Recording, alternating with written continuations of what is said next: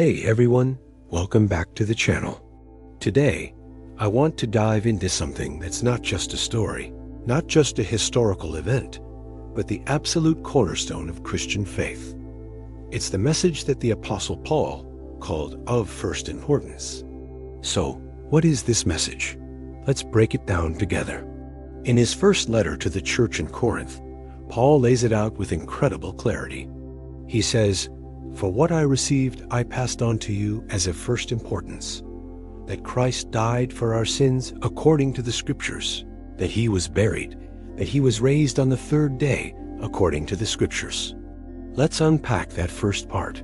Christ died for our sins. This isn't just a statement about a historical death.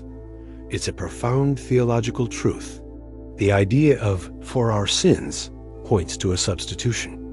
In the Old Testament, the sacrificial system was a constant reminder that sin separates us from a holy God and that atonement, a covering for sin, was required. These sacrifices were a temporary solution, a shadow pointing to a future, ultimate reality. That reality is Jesus Christ. His death wasn't a tragic accident. It was a purposeful, voluntary act of love. He, being sinless, took upon himself the penalty that we deserved for our wrongdoing, our rebellion, our sins. This act bridged the chasm that sin created between humanity and God. It's the ultimate demonstration of God's justice and his mercy, coming together in one perfect act. And notice Paul adds a crucial detail: according to the Scriptures. This wasn't a random event. Paul is saying that Jesus' death was the fulfillment of prophecies written hundreds of years earlier.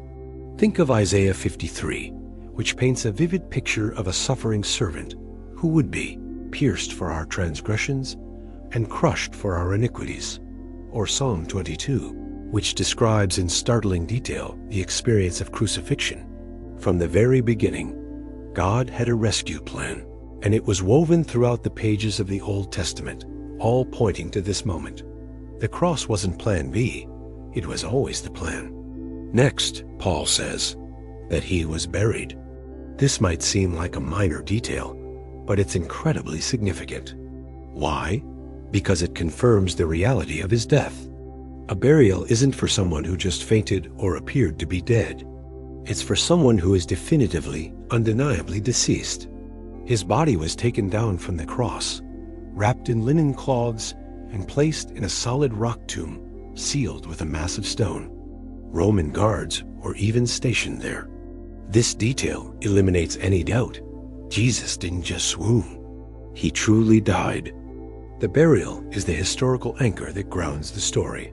It proves the finality of his death, which makes what happens next all the more miraculous.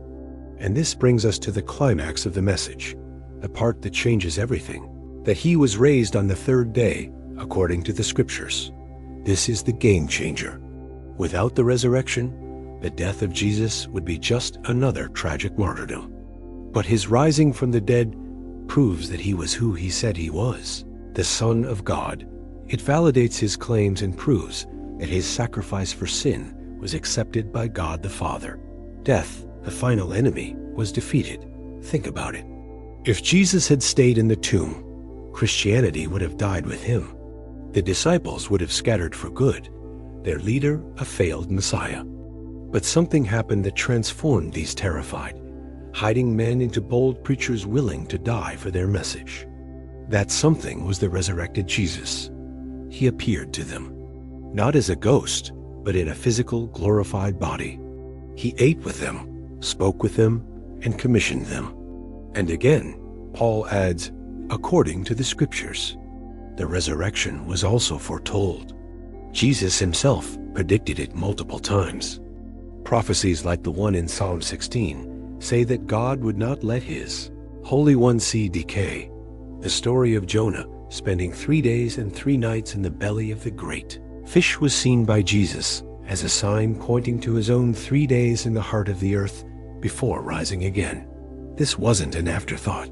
It was the prophesied, triumphant conclusion to God's plan of redemption. So you have these 3 core facts: the death, the burial, and the resurrection. They form the non-negotiable heart of the Christian faith. It's not a philosophy to be debated or a moral code to be followed. It's a declaration of historical events with divine significance. It's news, good news, in fact. The news is that through Jesus' death, our sins can be forgiven. Through his burial, we know his death was real. And through his resurrection, we have the promise of new life, victory over death, and a restored relationship with God. Paul continues in that same passage to list the eyewitnesses to the resurrection. Peter, the 12 apostles, then more than 500 people at once, then James, then all the apostles again, and finally to Paul himself. This isn't mythology or a legend that grew over time. This was a claim based on a massive number of eyewitness accounts, people who were alive and could be questioned when Paul was writing. They saw him, they touched him. Their lives were forever changed. This three-part message, died for our sins, was buried, and rose again, is what has powered the church for 2,000 years. It's a message of hope in the face of despair, of life in the face of death. It tells us that we are not defined by our failures or our sins, but we can be defined by the grace and love of a God who is willing to go to such lengths to save us. It's a truth that's meant to be received, believed, and then, just as Paul did, passed on to others. It's the most important news you will ever hear. It's not about being a good person to earn your way to God. It's about recognizing that we can't, and accepting the gift of salvation that Jesus offers through his finished work on the cross and his glorious resurrection. That's the gospel in a nutshell. It's simple enough for a child to understand, yet profound enough to spend a lifetime exploring. Thank you so much for joining me today to reflect on this foundational truth. I hope this was encouraging and clarifying for you. If you found value in this video, please give it a thumbs up and consider subscribing so you don't miss our future discussions. I'd love to hear your thoughts in the comments below. Until next time, take care.